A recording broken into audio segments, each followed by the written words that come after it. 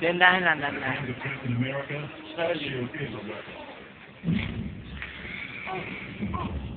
Slowly.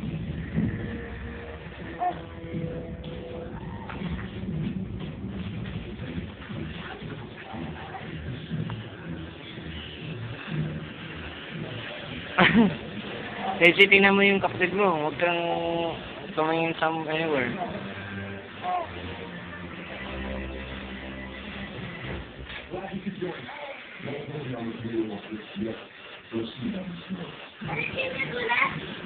Okay, but you have to take him out from there.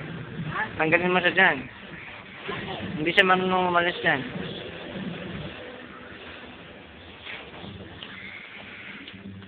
Yan, lagay mo dito.